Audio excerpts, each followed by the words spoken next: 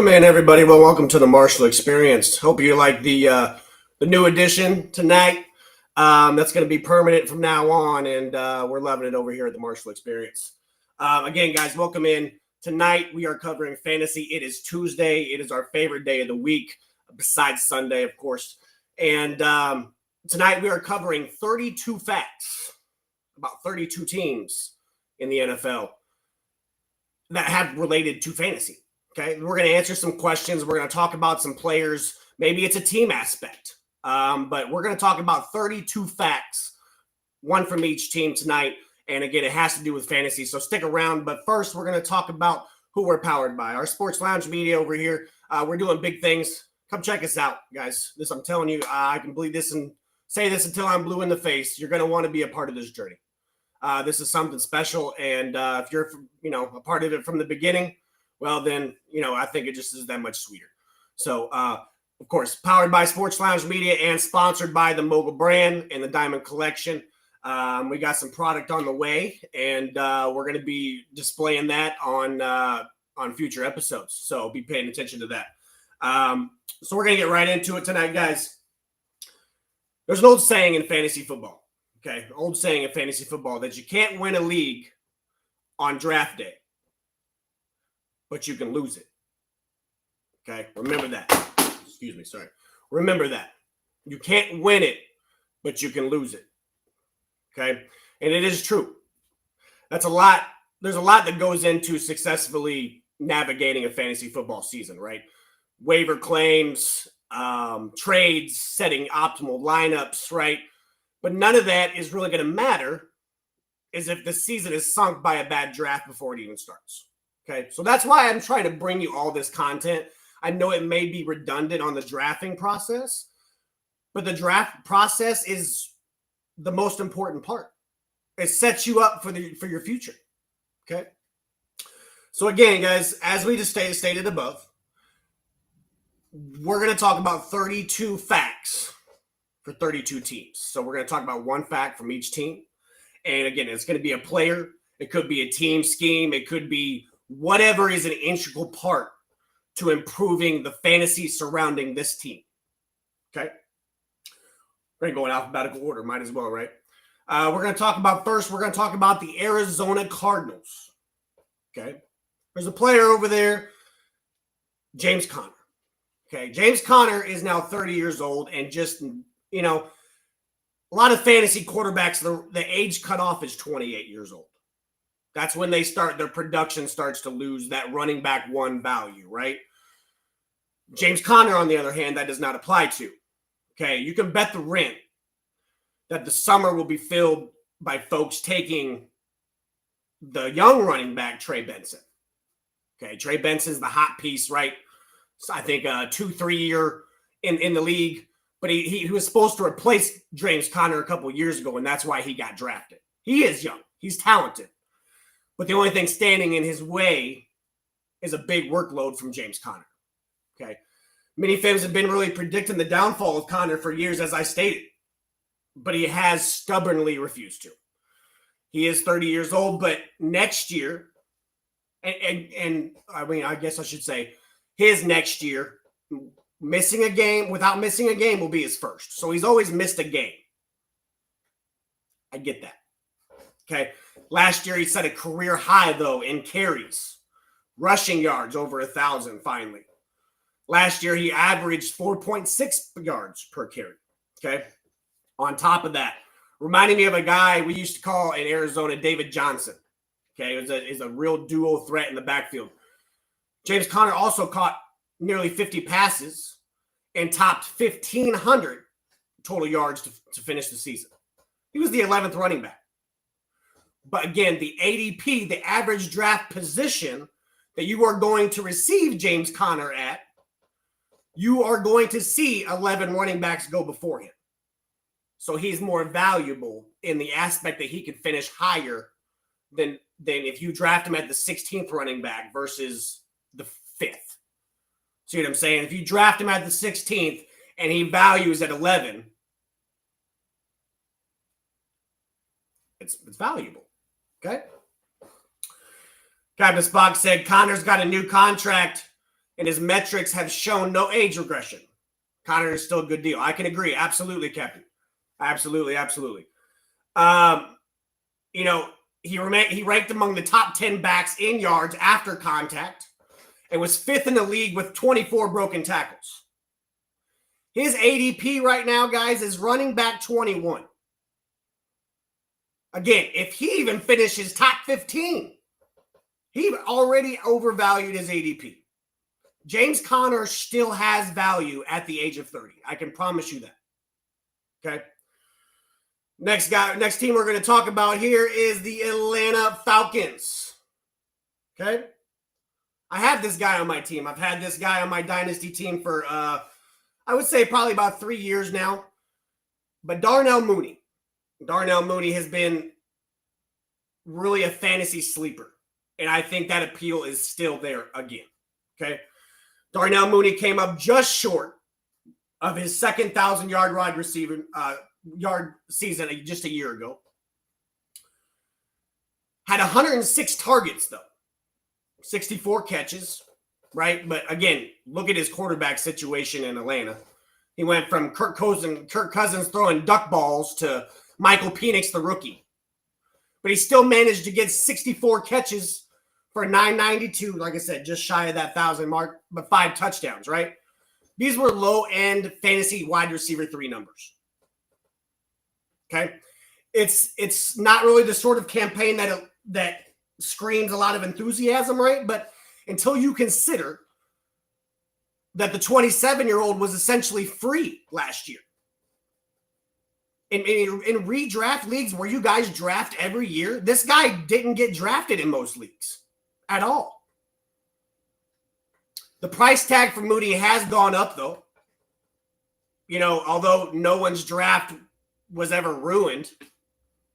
He was 47th off the board on average, but will still pass what he could be capable of in 2025. Okay. Mooney had a solid 20% target share a year ago and stretched the field. I mean, he lined up outside, slot. He can do it. He's multiple positions in Atlanta.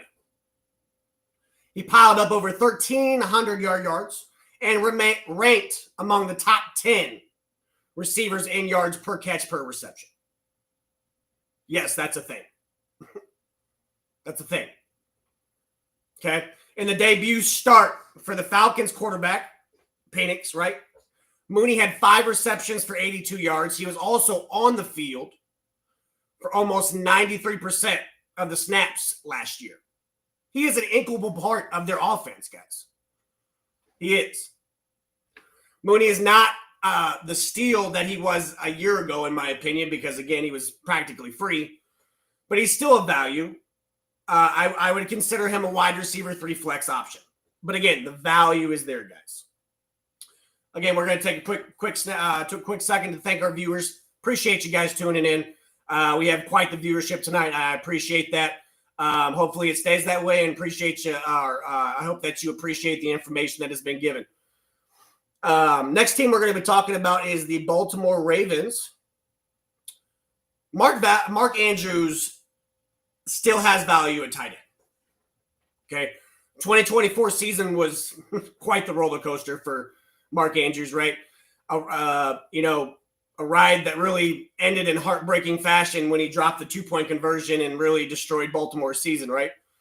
Over the first 5 weeks of the last year, though, he was invisible. You know, everybody was dropping him. He was getting dropped off rosters, and it was bonkers. You know, a guy that has produced for a decade was just it was like dropping Travis Kelce. I mean, that's what it was like. And he didn't post double-digit points in a single game, ranked 29th among tight ends. Okay. But from week 6 on, Andrews played much more like the valuable fantasy asset that we know him to be, right? Over that span, he was 5th among tight ends. That's a lot more normality, right? With Mark Andrews. And his 11th touchdown catches led the position. So he was blanked the first 5 weeks, and then from week 6 to week 17, they had a bye week in there somewhere, but to week that much production, he was led the league in touchdowns with 11. That is bonkers. Yes, again, he's a three-time Pro Bowler. Was a concerning 20th after that in targets. Okay, well, you got Isaiah Likely, Zay Flowers. Now you got DeAndre Hopkins, right? But even after the miserable start to the year, his target share picked up. He remains one of Lamar Jackson's favorite targets in the red zone. And that's where I think the value comes in. Even with D-Hop, Zay Flowers, Derrick Henry, you name it. Isaiah Likely, I think that he is the top red zone guy. If by chance you miss out on the elite tight ends, but still want someone semi-reliable, Andrews isn't a bad target late in the 9th round. 8th, 9th round, okay? This next one's going to rattle some heads, I can tell you that. We're going to talk about the Buffalo Bills, okay? In my personal opinion, Josh Allen isn't worth a second-round pick. There's no question that Josh Allen is one of the NFL's best quarterbacks or one of the best fantasy quarterbacks, right? Okay, the reigning NFL MVP. He failed to hit 4,000 yards last year for the first time since 2019. But thanks to 500 rushing yards and a dozen rushing scores, he finished the year 4th in fantasy points among quarterbacks. 29-year-old is the first quarterback being selected in early fantasy drafts, right? He have an ADP of middle round 2. But as good as he may be, though he isn't worth the pick that early, no quarterback is. That's what I'm telling you. It's not Josh Allen's value, it's the quarterback value, okay? Now let me explain why. The number 1 quarterback in fantasy last year, Lamar Jackson, outscored the number 12 quarterback, Bo Nix, by 6.8 fantasy points per game. Okay, that's 6. Okay, we'll round up to 7. 7 fantasy points per game. Okay, and you may seem like that's a lot, but that's a smaller gap than between the number 1 running back and the number 24 running back. Also, the number 1 wide receiver and the number 36 wide receiver. See that range? Okay, in leagues that start just 1 quarterback every week, the edge gained by drafting one early isn't worth the hole it digs at running back or wide receiver. It's a simple fact. It's right there on paper, guys. Let someone else make that mistake on draft day, please. Please. Stack up on wide receivers and running backs. Wait till that round 3 or 4 to grab your quarterback. Get 2 top-tier guys. Because, again, that gap is so much larger. Okay? Next team we're going to talk about, boom, the Carolina Panthers. Adam Thielen makes for solid late-round fillers. Okay? And we're talking about if you're in, the standard leagues, you got quarterback, 2 running backs, 2 wide receivers, a tight end, a flex. Usually you have about 8-9 roster spots, right? And then to match that with the bench, okay? That we're talking about an after round 10 pick. That's what I mean by late round fillers, okay? This is like towards the back end when you're trying to fill out your bench. Okay, but 2 years ago, Adam Thielen was a surprise wide receiver wideout and a top 20 fantasy option. Last year, though, he obviously missed a sizable chunk of the season, right? 35 years of age, rookie first rounder, Territory McMillan now on the team. Thielen has been relegated, in my opinion, to the fantasy scrap. His ADP is essentially non-existent, guys. Non-existent. I mean, they're talking about him in roster spots with 12 or 13. He's just going undrafted. Okay, but when healthy last year, Thielen averaged slightly more yards per game than his 1,000-yard campaign in 2023. He had more touchdowns, 5, in those 10 games a year ago than the entire 2023 season. Okay, and I think this has a lot to do with Bryce Young. Even in that down year, the 2-time Pro Bowler in Adam Thielen, I mentioned, was a top 30 fantasy wide receiver. Okay? Again, we're talking about late round. I think McMillan is talented as a talented young guy. And there's also Xavier Legette, right? But I think Thielen has earned Bryce Young's trust. He isn't going to disappear from the Panthers' passing attack. Generally speaking, late-round picks are best spent on younger players as upside dice rolls, right? But for every rule, though, there's an exception. Tell me I'm wrong. And Thielen is that exception in 2025. Next team we're going to talk about, boom, the Chicago Bears. Caleb Williams is on the verge of a fantasy breakout. May I say that again? Caleb Williams is on the verge of a fantasy breakout. Caleb Williams' first season in the NFL was a bumpy one. Yes. But Caleb Williams can hardly be completely blamed for that. And again, tell me I'm wrong. His offensive line allowed more sacks than any team in the league. The play calling in Chicago, well, yeah. The Bears dedicated a major part of the offseason to improving Williams' chances for success this year, right? The offensive line was completely revamped. The team added more passing game weapons in rookie tight end Colson Loveland. And, not to mention, Luther Burden. They got a new head coach in Ben Johnson. Is considered, well, one of the NFL most brilliant offensive minds, right? Williams, at 23 years old, was the first overall pick by the Bears for a reason. Okay? He has no shortage of arm talent, in my opinion. He is athletic. I think his whole I can't turn nothing into something, he does that quite a bit. He rolls out. I mean, sometimes he gets sacked. Sometimes that's his fault. But that produces sometimes in a fantasy, right? Because he either rolls out and gains yards or he rolls out and passes downfield. He makes something happen. He wants to make something happen. Not saying that he's like, on the Mahomes level of that. Or he's suddenly going to be one of the NFL best quarterback. But all the ingredients are there for Williams to significantly exceed his quarterback 11 draft position. Again, ADP.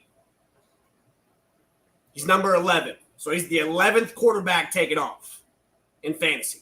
Now, you're like, I can name 10 better quarterbacks. Well, we're not talking about NFL talent. We are talking about fantasy here. We're talking about fantasy. Remember that. We got to remember that on Tuesdays. Okay. Next team we're going to talk about, boom, Cincinnati Bengals. Okay, Cincinnati Bengals. In my opinion, and this may catch some heat too, Chase Brown has top 5 fantasy upside on the cheap, right? Last year, Chase Brown was one of the fantasy football's best values at running back. From week 8 on, he tallied double-digit points in every game he played. He was 6th in points among running backs over that span. Okay? I really do expect the good times to roll in this next offseason. Right now, Brown is the 11th running back off draft boards. Okay? It's early round 3. That makes him a dream target for the people that wait on running back. They call them the hero running back drafters. Who really, these guys want to add an elite wideout or two without having a glaring weakness in the backfield, right? So you get two top tier, like Ja'Marr Chase. Say you have an early pick, Ja'Marr Chase. Then it comes down and you get a Malik Neighbors, perhaps. You know what I mean? You got two top tier guys. Now I don't want to leave my backfield wide open. Chase Brown is that guy. I think he's on the cheaper side, but I think that he has potential to really bust out and really make his ADP. Okay.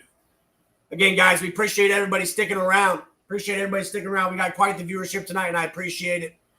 We're here every Tuesday, and we really do try our best on the content and try to bring you guys, some of the best things, and I hope it's appreciated on the other side. But I appreciate the viewership as much as you would think. Next team we're going to talk about, Cleveland Browns. Jerry Jeudy, in my opinion, is grossly undervalued. Okay? Little went right last year for the Cleveland Browns. But the play of wide receiver, Jerry Jeudy, was really a bright spot for me. Okay, the 26-year-old really blew out of the water his career high in receptions, ranked 6th in the NFL with 1,229 receiving yards, and finished the year 16th in points among wide receivers. Despite that success, though, Jeudy hasn't been feeling the love, really, from fantasy drafters, okay? He's coming off the board as a wide receiver high-end 4. That's worse than what we just talked about with Darnell Mooney. Okay, at that price, he's more than a bargain or a steal. That's a felony. I mean, that's a felony. And I'm telling you that now. The quarterback situation in Cleveland is far from ideal. But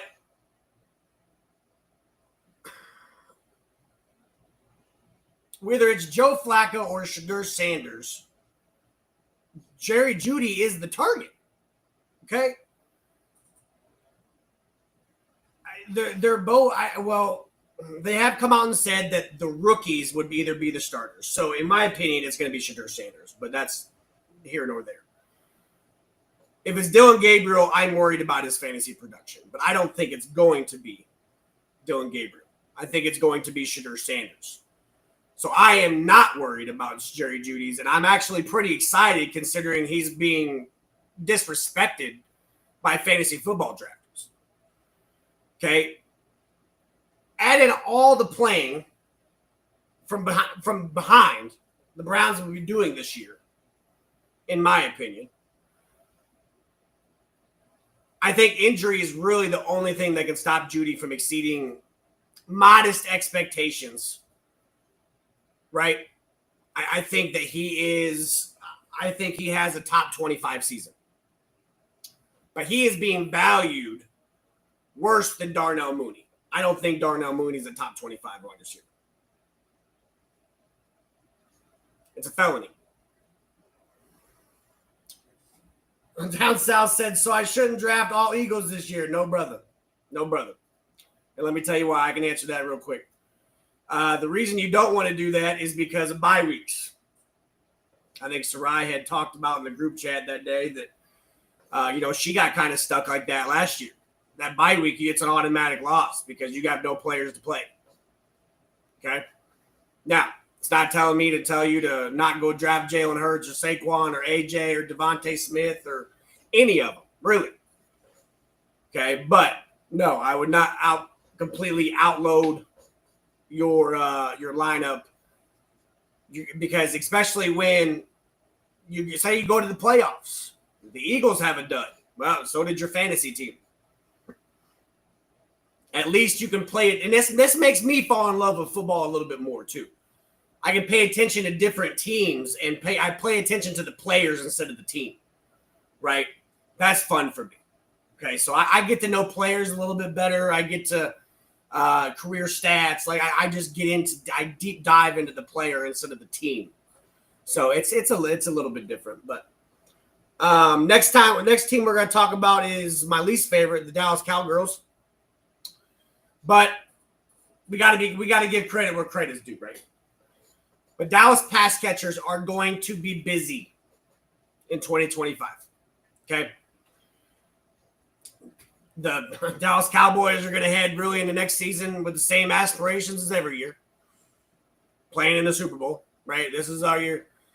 They also enter the season with that could be a highly one-dimensional offense, right? Situation at running back is not ideal. Javonte Williams has had a success rate over 40% just once in the 4 years. Miles Sanders was atrocious the past 2 years without the Eagles. Jadon Blue, who they drafted, is explosive, but in my opinion, undersized. He has never carried the ball more than 134 times in a season in Texas. Because they had Windsor there, right? They've always had a two-back system. So he can't be the lead guy. He hasn't had the workload. The Cowboys really can struggle moving the ball on the ground. And that means Dallas taking to the air early and often. Okay? Bodes well for CeeDee Lamb and Pickens and Ferguson and Dak Prescott. CeeDee Lamb is locked in as an elite wide receiver one, right? He should be a top 5 wide receiver drafted. He, honestly, in my opinion, should sail past 100 catches for the 4th consecutive year.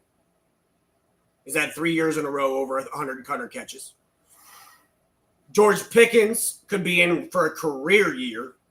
He's never really had a Dak Prescott quarterback. Okay? What's he had in Pittsburgh? He didn't get the Aaron Rodgers treatment. He had Russell Wilson. Ooh. Okay? I think his ADP is mid-round, wide receiver, right here, wide receiver 29. Okay, wide receiver 29. I think he finishes a lot higher than that. Again, even tight end Jake Ferguson could find himself back into the top 10 at his position after a poor 2024 without Dak Prescott. And since someone has to throw all these passes, right? Quarterback Dak Prescott, average draft position of quarterback 12.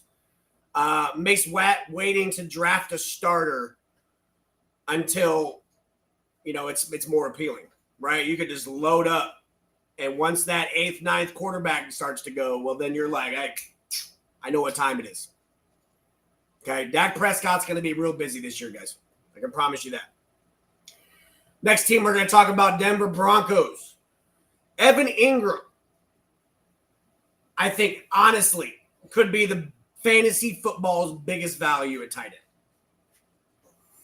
Okay, the Denver Broncos obviously brought him in to, I think he can line up in the slot, tight end, maybe a little outside, fullback. I think that they really brought him in to play into Sean Payton's offense, that movable chess piece that can line up all over the formation, right? Sean Payton actually told reporters, and I have the quote, but I'm not going to read it, that he was excited about the 30-year-old brings to the offense for the Denver Broncos. And I think he's going to highly, highly use him this year. Okay, as recently as 2 years ago, Ingram caught 114 passes for the Jacksonville Jaguars and posted more fantasy points than any tight end in the AFC. Okay, just 2 years ago, with Trevor Lawrence as his quarterback. Now he gets the upgrade in offense and quarterback. I highly doubt that he gets over 100 catches this year because of Marvin Mims, because of the offense that the fluidity of last year, right? He's coming in. He's the new piece. There was just one Broncos pass catcher who had more than 70 targets last year, Cortland Sutton, right? So I don't think that he's going to get over 100 catches because I don't think the target share is going to be there. I think, however, the opportunities will be there, and I think he's the leading candidate from the mid-range fantasy options at the position to crash into the elite tier this season. Okay, so Evan Ingram would be on my list. Next team we're going to talk about, guys, Detroit Lions. Jameson Williams will continue his ascension in 2025. Okay? Yes, I know a new offensive coordinator, but what do most new offensive coordinators love? Smarts and speed. Okay, I feel like Jameson Williams has both of those. I think, I've seen a couple different Matthew Berry, I've Field Yates. I've seen a couple guys really say the same thing about Jameson Williams in 2025. He topped 1,000 yards receiving last year, cracked the top 25 in points, and that he's only 24. With that said, again, I have another quote, but I'm not going to read it. We're going to get into a lengthy episode if I do read all these quotes.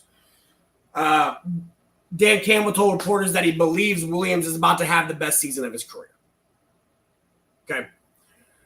Obviously, everybody's like Amon-Ra. Well, there's no question Amon-Ra St. Brown is the top dog in Detroit, right? But there's no reason to think that Williams can't improve on last year's 91 targets. He only had 91 targets, 58 receptions in one of the NFL most explosive offensive attacks, passing attacks. He can improve on that. I can promise you. When this new offensive coordinator comes in, how he adjusts, that'll tell. But I think that with Dan Campbell saying that, I think that's a promising thing to hold on to. Next team we're going to talk about, Green Bay Packers. Josh Jacobs. Last year's workload could be a problem. Okay? Most fantasy managers know about the curse of 370. Okay? Long story short, if a running back surpasses 370 touches in a season, he is almost certain to regress significantly the following year. That is yet to be changed. Okay? Green Bay Packers running back Josh Jacobs stayed clear of that course, though, with 337 in 2024. But what many fantasy managers don't know is while the data isn't as depressing, players who hit 350 or 325 in a season often experience a downturn in production, right? I kind of led off with the high end. No, it's not that bad, right? But he's still in that range to where the studies show they always regress. Whether that's fatigue, whether that's change of offense. Matthew Golden is now there. Maybe that affects Josh Jacobs' workload. You have a slew of wide receivers, right? Yes, you have to run the ball. But when you can line up in 4 wide receiver sets, why not? Jacobs only topped 300 carries one other time. Okay, he had a career high 340 carries with the Raiders in 2022. The following season, he missed 4 games, and his rushing production fell by almost 50%. Again, I'm just here to spread the information, guys. Don't shoot the messenger. I help you with your fantasy season, right? I know all this. I do this for a living. Jacobs has the ADP of running back 8, which isn't that far off of last year's, right? Running back 6 finish. I think given the chance, a backslide this year and last year's 15 rushing scores won't be as easily to duplicate. I think the 27-year-old, again, remember we talked about that age, it's getting up there, is one of the year's riskier running back 1 picks, okay? You don't want this guy to be your star guy. That's all I'm saying. Next team we're going to talk about, guys, is Houston Texans, okay? C.J. Stroud, in my opinion, is in for a prime rebound in 2025. He's a candidate for that, I should say. He's a candidate for a prime rebound. Okay, last year was supposed to be the coming out party, really. He topped 4,100 yards in 2023 after winning Rookie of the Year, obviously.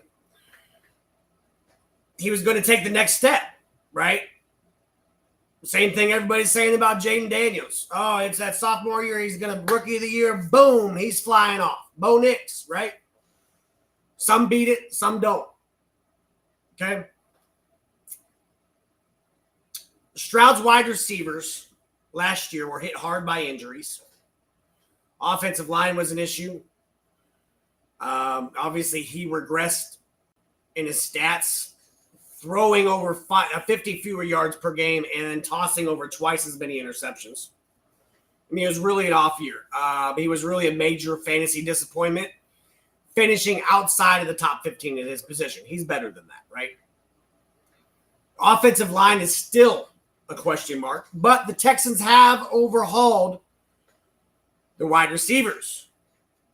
Christian Kirk brought in, drafting Ohio State, and I think they've said him in OTAs, he is just blown minds. But Jaden Higgins, they've also drafted Jalen Noel, speedster. Obviously, you got the number one guy in Nico Collins. Running back Joe Mixon, right? Tight end Dalton Schultz. I don't think he really has a shortage of weapons. Even with Tank Dell's status for the season, obviously, I don't think that's going to happen. Stroud is one of the group of late round quarterbacks. His ADP this year is quarterback 17. I think he has a chance to crack top 10. Patience is a virtue this year. Patience is a virtue. Next team we're going to talk about, Indianapolis Colts. I had this guy last year. He was a lifesaver. He will remain on my dynasty team as long as he remains relevant because Josh Downs. Josh Downs is the Colts wide receiver to roster this year. There is an understandable lack of enthusiasm, right, regarding the wide receivers for the Indianapolis Colts. You really don't know what's going to happen at quarterback. Anthony Richardson, Daniel Jones, but either one doesn't really inspire a ton of confidence, right?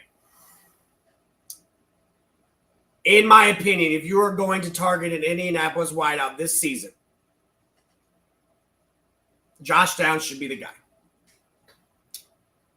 He flashed at times a season ago, especially in PPR formats, becoming the security blanket for Richardson in a short passing game. Downs averaged 13 points per contest, and for the season, 183 points marked him as wide receiver 34.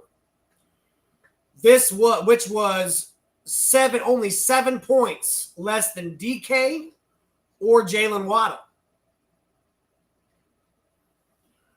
Both Downs and Pittman have an ADP within 4 picks of each other. Okay? Pittman's just that slightly more expensive. But however, Downs was more productive than Pittman last year, despite playing in fewer games, I may mention. It's worth noting that if Jones wins the starting job for the Colts, he has been known to pepper his slot receiver with targets. A lot. Where do you think Downs lines up in the Colts offense? Next team we're going to talk about, the Jacksonville Jaguars. Travis Etienne Jr. may not be ready for that heat just yet. Okay? Jacksonville was hard to talk about. I'm going to be honest. I think that Travis Hunter cuts into Brian Thomas, so I didn't want to say Brian Thomas was going to have a breakout season. Can't really say that about Trevor Lawrence because he's been disappointing. Right? On some level, it's understandable that the fantasy community is fading from Travis Etienne. 26 years of old, coming off a miserable last season. He was outplayed by Tank Bigsby. The Jags drafted Bashul Tootin, right, in April. There was also trade speculation surrounding him last year. But Bigsby may have outplayed Etienne as a runner, but he's not a factor in the passing game. Okay? We have to understand there's two facets to this game. Tootin was a fumbling machine in college. Okay? While Etienne has a pair of 1,000-yard seasons in 3 years. Etienne could still be Jacksonville's lead running back. And at an ADP of running back 36, that can make him quite the value. Next team we're going to talk about, the Kansas City Chiefs. Patrick Mahomes may. This is going to rattle some heads.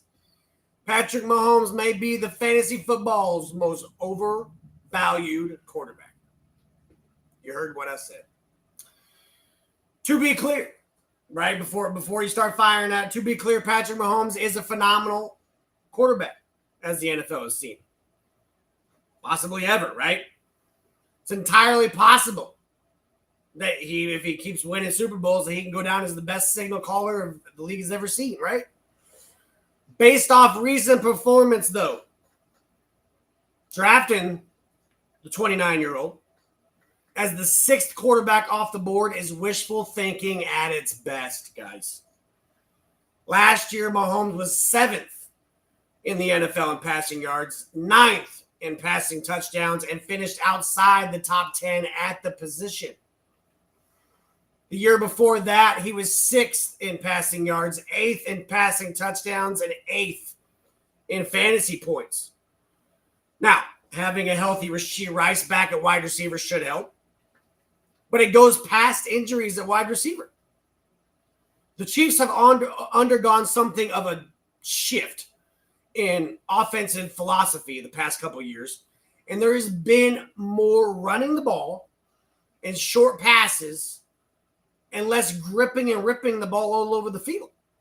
They care more about winning games and getting back to the Super Bowl and not posting gaudy stats. That's why they're in one-possession games. Mahomes is more likely to come up short of ADP than to exceed it. That's all I'll say. Next team we'll talk about is their in-division rival, the Las Vegas Raiders. Fantasy drafters, and I firmly believe this. I firmly believe this, guys. Fantasy drafters are sleeping on Jacoby Myers. In some respects, the Raiders wide receiver Myers, obviously, he's the guy. Besides Bauer, he's the guy of the wide receivers. Despite playing with a plethora of quarterbacks last year, he still caught 87 passes, topped 1,000 yards, and finished as a top 20 wide receiver. His reward for that career year, what? An ADP wide receiver 43. Disrespectful. Okay? Now, there's no question that Brock Bowers is obviously the number one target, right? You guys are, he's not the guy, right? He's not the guy. The Raiders also added Jack Beck. I understand that. However, Beck's next NFL catch will be his first. Okay? Despite Bauer's record-breaking rookie season, Myers still topped 129 targets last year, guys. There's a new head coach in Vegas and Pete Carroll, a new offensive coordinator in Chip Kelly, and a new quarterback in Geno Smith, who has turned his slot receiver last year, JSN, into a top 10 PPR option. Okay, Jacoby Myers is set up for success. Now, this isn't to say that Myers will duplicate that success, although he is playing primarily out of the slot this year. But his performance isn't going to fall off a cliff either, guys. Okay? The Los Angeles Chargers is the next team. Boom. May catch a little flack for this as well, but in my personal opinion, the Marion Hampton fever, it's just a little bit out of control, guys. A little bit out of control. There is a reason why the Chargers drafted Hampton in the first round, right? He's a widely talented young ball carrier with a 3-down skill set who will take over the backfield at some point. At some point. However, before they drafted Hampton, they also signed Najee Harris to a 1-year deal. Okay? Harris is 27, but isn't especially exciting. But he never gained more than 4 yards per carry in 4 years in Pittsburgh. He also never failed to hit 1,000 yards on the ground in a season. He was surprisingly effective in multiple metrics. Harris last year was the 7th in missed tackles force and 9th in yards after contact.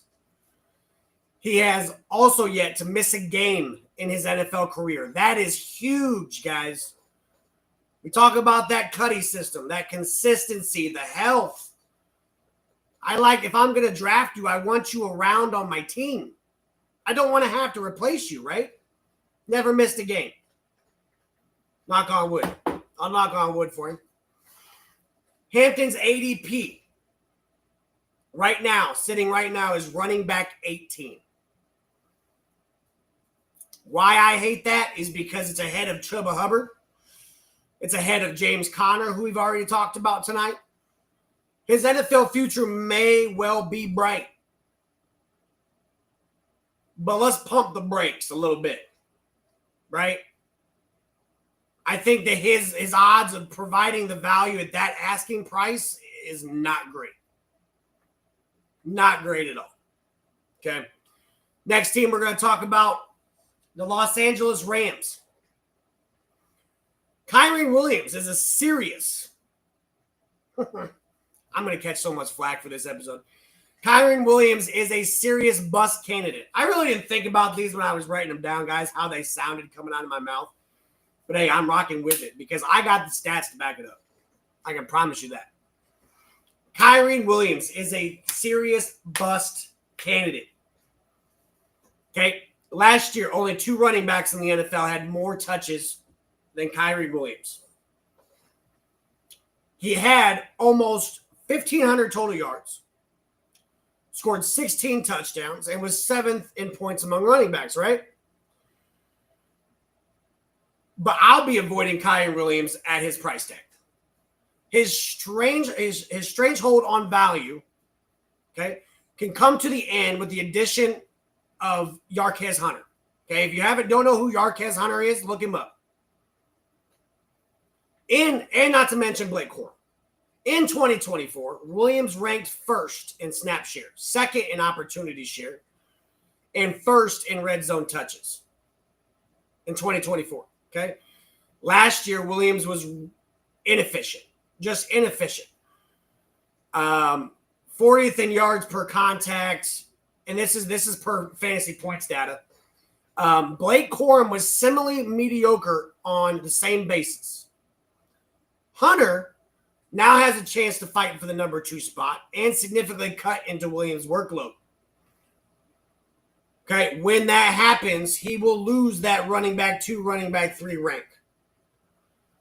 Williams also had 350 regular season touches and 39 more in the playoff. That may not officially qualify him for the curse of the 370 that we've already talked about, right? But that workload is still a major concern where his 2025 prospects are concerned. Okay, as of 2025, I'm concerned. The Miami Dolphins is the next team we're going to talk about. And I think that Jalen Waddle is a potential fantasy bargain. Not much went right for the Miami Dolphins a year ago. And Jalen Waddle's campaign was no exception. After 3 straight 1,000-yard seasons, the 26-year-old just 58 catches for 744 yards and 2 scores I mean, it were career lows across the board.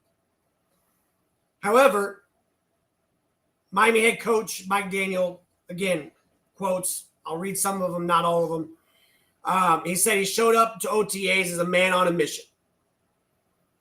Okay. Fantasy managers appear willing to give Tyreek Hill a mulligan. I'm not. He had in my opinion, Tyreek Hill had a dud of a season last year for his expectations. Everybody's excusing him, but it is what it is. His ADP is wide receiver 13, by the way, and I don't think that's logical. But Waddle has fallen all the way into low-end wide receiver 3 territory. Okay? He's sitting around about an ADP, let me see here, 39. I wrote down 39. I think that he's better than ADP 39. Next team we're talking about is the Minnesota Vikings. Aaron Jones is a value pick in the backfield. Okay? Aaron Jones' first season as the lead back in Minnesota was a success. The ninth-year veteran set a career high in carries and rushing yards and finished the year inside starting running back 1 territory. But with now Jordan Mason in the Twin Cities and Jones on the wrong side of 30, his ADP is barely inside the top 30 at the position. But Jones has averaged 48 receptions per season since 2019.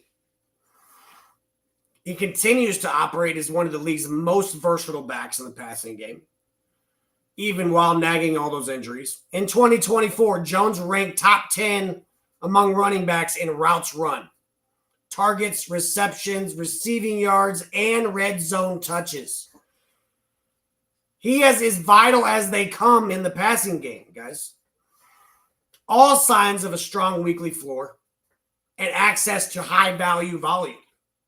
Even at the age of 30, it's wild to me to see a back this proven keep falling behind rookies in crowded backfields or veterans with just murky roles.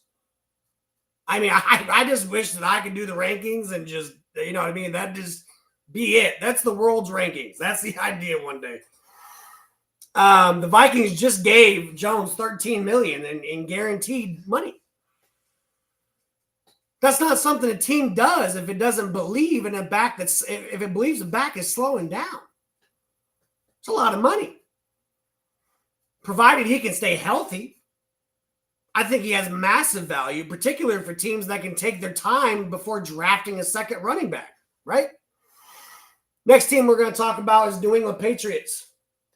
Before we do that, appreciate everybody following, and I appreciate everybody tuning in. Again, we've had some great viewership tonight. I am very appreciative of that, and hopefully you guys take this information and run with it, because we are here at the Marshall Experience are trying to produce the best content possible. Patriots, we're going to talk about Drake May. Drake May could be the fantasy's biggest steal under center. Okay. Now, the New England Patriots had their share of struggles in 2025. Rookie quarterback Drake May wasn't immune to those struggles, right?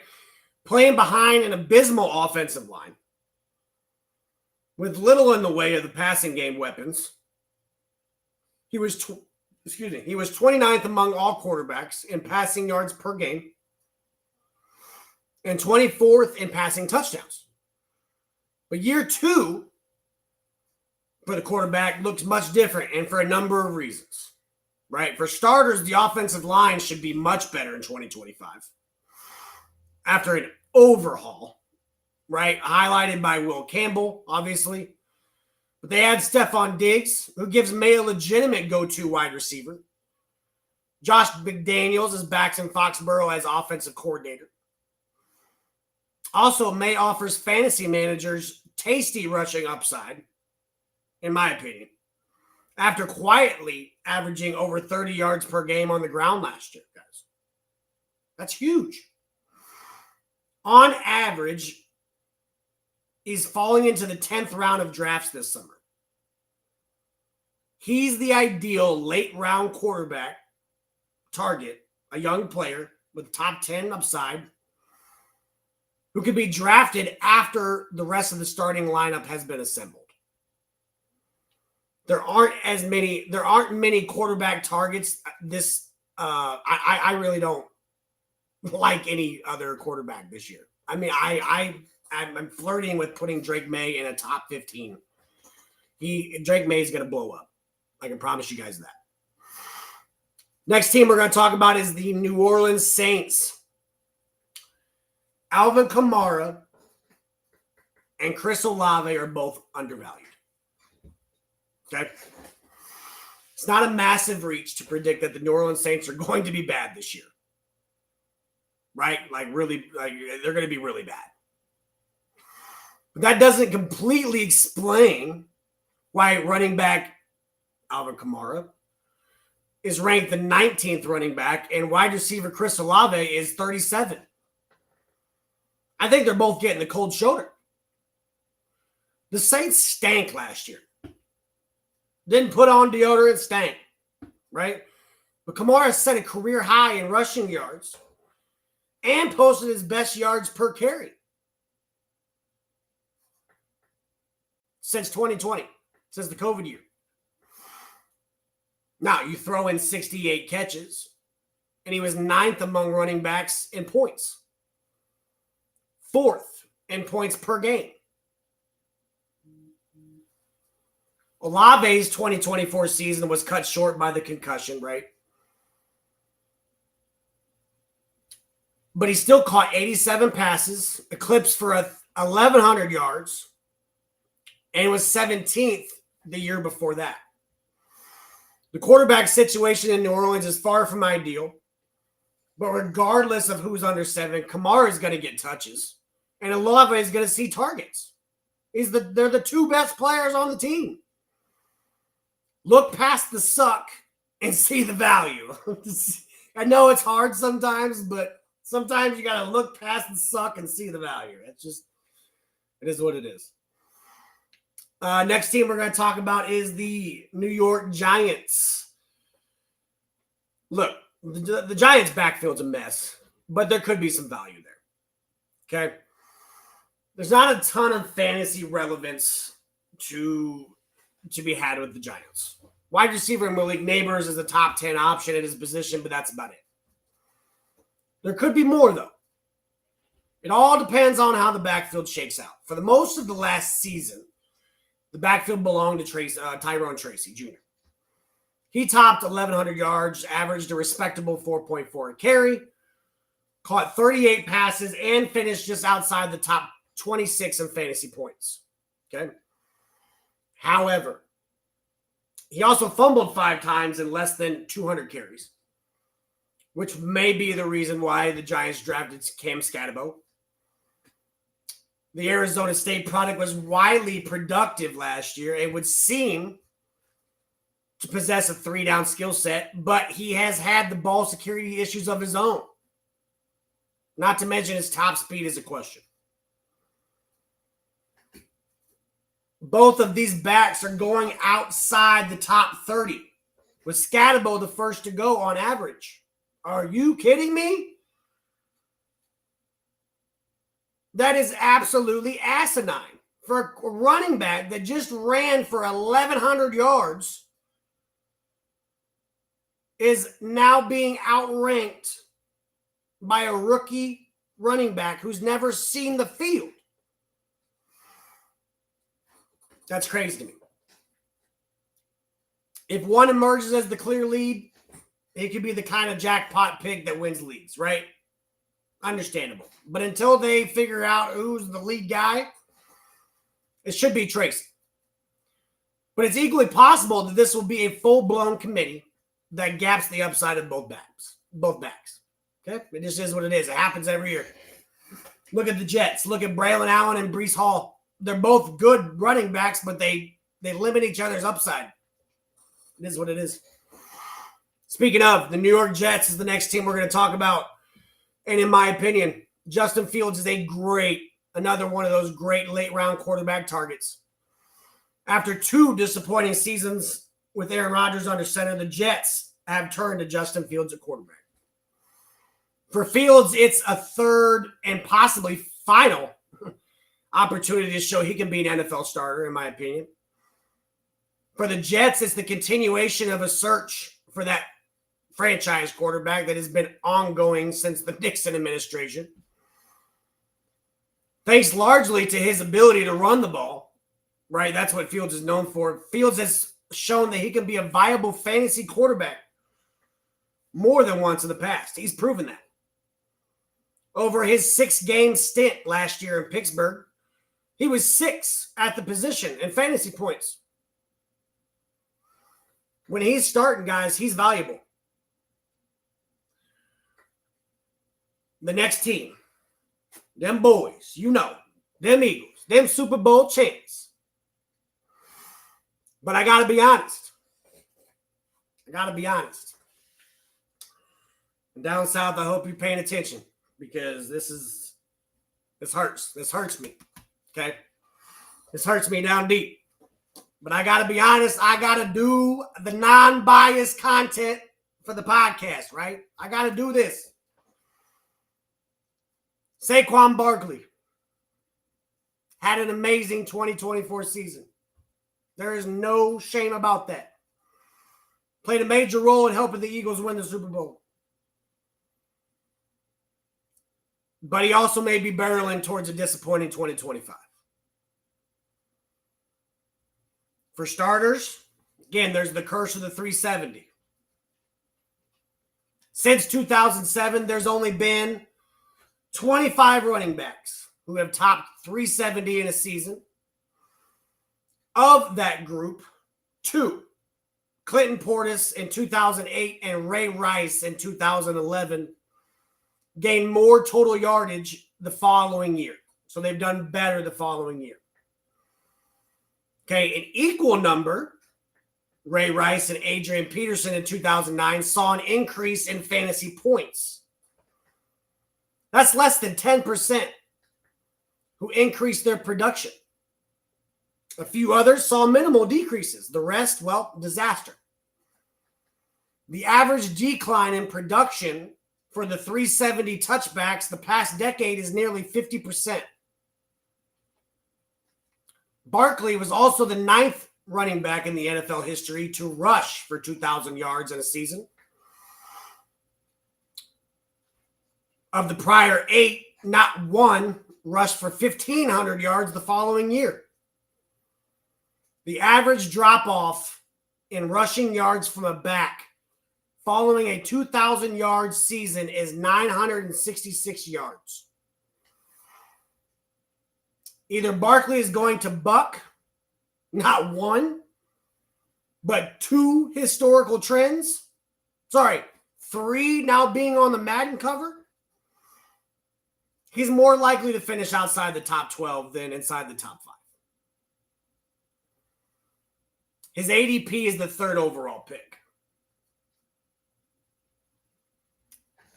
I have to be non-biased here. I have to be honest in the fact that I don't see him averaging. I think Bijan will be better. Gibbs will be better. There's more running backs at that value. Not to say he's not going to have a great season. He's not going to top 2,000 yards again. So the expectation of last year, it's not going to happen, guys. Next team we're going to talk about is the Pittsburgh Steelers. Caleb Williams is best valued, in my opinion, among the rookie running backs, next to Gentry. Okay? Fantasy managers love rookies. It's just a fact of life. And this year's class at running back is no exception. 5 rookie running backs are ranked among the top 25 in early ADP. Caleb Johnson, who was drafted in the 3rd round by the Pittsburgh Steelers, is not among them. Okay?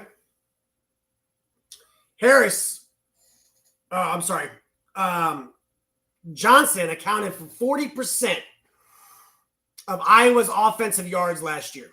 40%. And a whopping 58% of the team's touchdowns, while honestly facing constantly stacked boxes. I mean, they had no passing game. He also reportedly impressed in OTAs already. Najee Harris was consistently at least a fantasy running back too, including a top 5 finish. If Johnson can just match that, he'll be a value with a running back 28 ADP. Anything more than that, be gravy. I mean, he finishes in the top 20. Value. Right? Next team we're going to talk about is the San Francisco 49ers. John will appreciate this one. George Kittle, in my opinion, is primed for another massive season. In a season where everything that could go wrong did for the San Francisco 49ers, veteran tight end George Kittle had himself a year. 78 receptions, 1,100 yards, 8 scores, and more points per game than any tight end in the game. Okay? On average, Kittle is being drafted over 2 rounds after Brock Bowers of the Raiders and over a round and a half after Trey McBride. So he's the 3rd tight end taken. Niners wideout Brandon Ayuk may not be ready week 1. Veteran wide receiver Deebo Samuel's gone, which means Kittle could see even more targets than he did in 2024. If you want an elite tight end on your fantasy squad, he is the best value, and his prospects for this season are going to come to be excellent. I mean, I can't wait to see the season Kittle has. Next team we're going to talk about is in that division as well, the Seattle Seahawks. Kenneth Walker III is risky. It's risky running back 2 play this year. When he's on his game and healthy, Seattle Seahawks running back Kenneth Walker is top 10 fantasy points. Okay, top 10 upside, I should say, upside. He was 12th in points per game among running backs last year and has 47 broken tackles in 3 seasons. However, he has a fairly extensive injury history at 24. That includes 6 missed games just a year ago, and he only averaged 3.7 yards a carry. I think with so many things changing in Seattle, I kind of see him as a bust candidate this year. Walker's ADP is running back 16. Okay, ahead of the likes of like Alvin Kamara of the Saints, Joe Mixon of the Texans. It's a high price tag for a back who has had fewer PPR points last season than Tyrone Tracy, right, who's out of the top 30, what we just talked about. And he lost to teammate Zach Charbonnet. Zach Charbonnet's ADP is running back 37 this year. So until they have a lead guy, until they see who the lead guy is, I'd avoid Seattle running backs. Drafting at ceiling. Remember this quote again. This is another big one. Drafting at ceiling is never a good idea. You draft at floor. You do not ever draft at ceiling, because if you don't meet your ceiling, you're screwed. But as long as you can base and beat the floor, well, guess what? You did better than what your draft anticipated. Next team we're going to talk about is the Tampa Bay Buccaneers. Mike Evans, in my opinion, and it's baffling to me, but I think Mike Evans is being disrespected again. I think this has to be one of the stranger annual. I mean, I talk about this every year. It seems like in fantasy football. But yet again, it's happening. As the Tampa Bay Buccaneers wide receiver, Mike Evans ages, more and more fantasy managers fade. As he gets older, he goes down. Okay, this year his average draft position is wide receiver 20. Last year, despite missing 3 games, Evans did what he always does and topped 1,000 yards receiving. right, for an 11th record-setting season. He also finished 11th in points among wide receivers for the 4th time in the last 5 years that he has cracked that starting wide receiver 1 territory. Last year's 11 touchdown catches were the 6th in his career that he has posted double-digit scores. He's never been targeted more than 109 times. He's never been targeted less than 109 times in a season.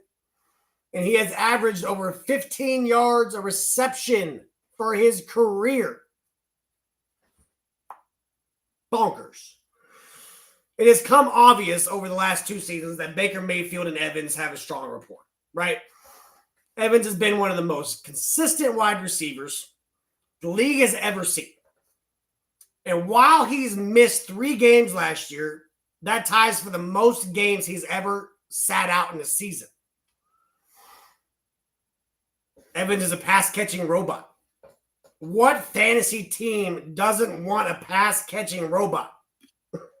It's just a thing to look at, man. One of the last 2 teams we'll talk about, boom, is the Tennessee Titans. Calvin Ridley is a good target for those guys that go after the running backs first, okay?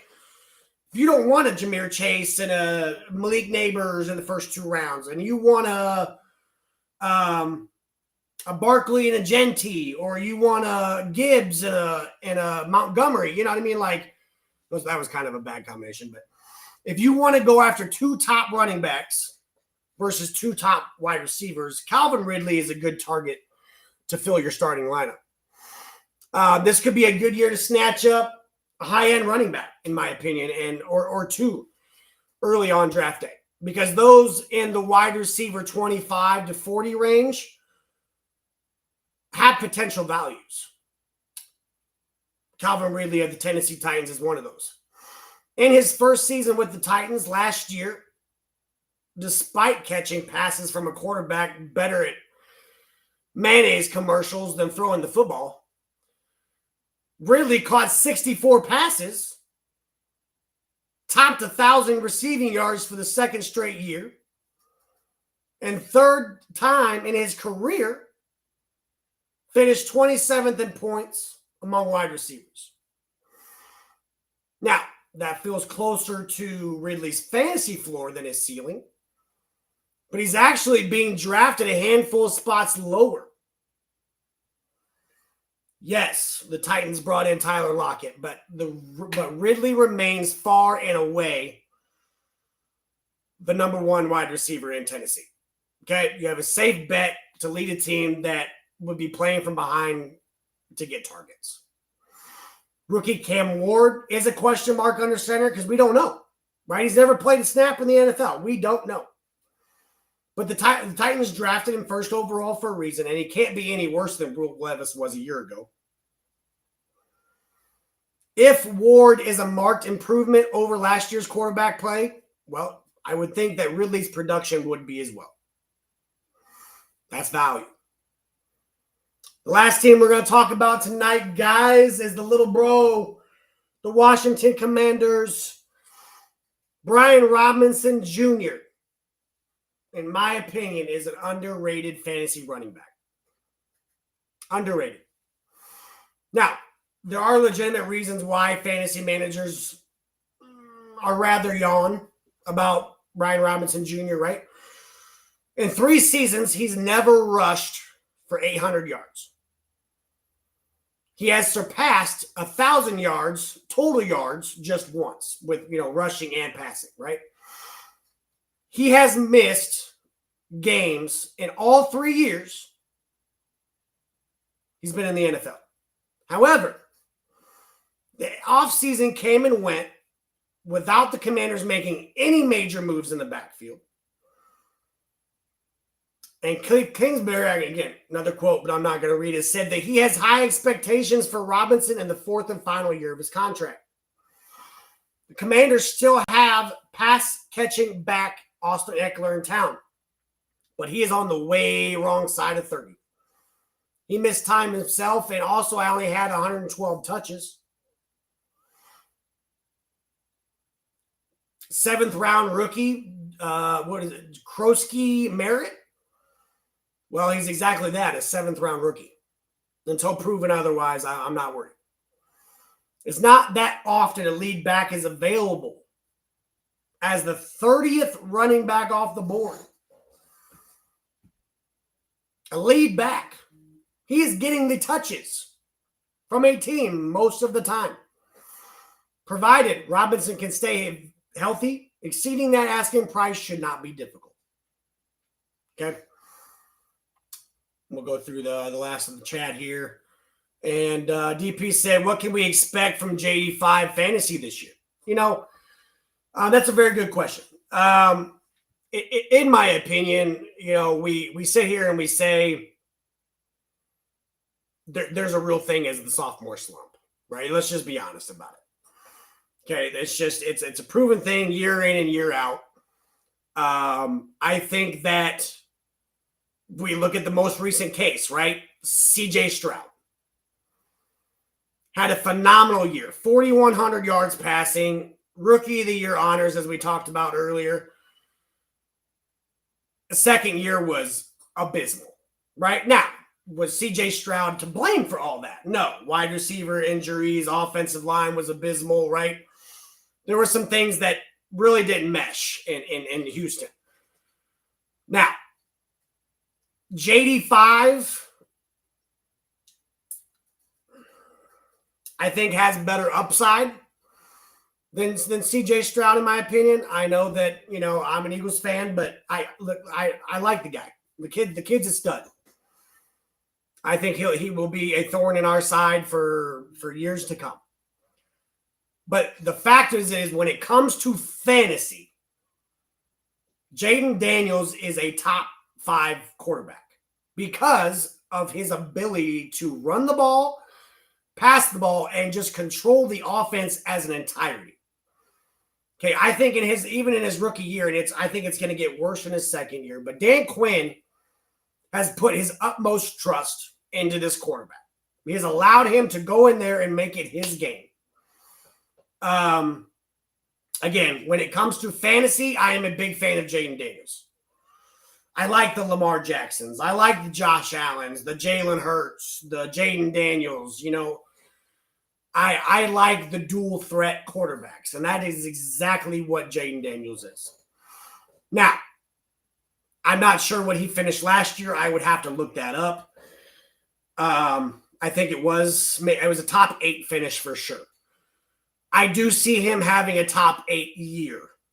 I think that he will slowly regress this year, but I don't think it'll be as bad as CJ Stroud.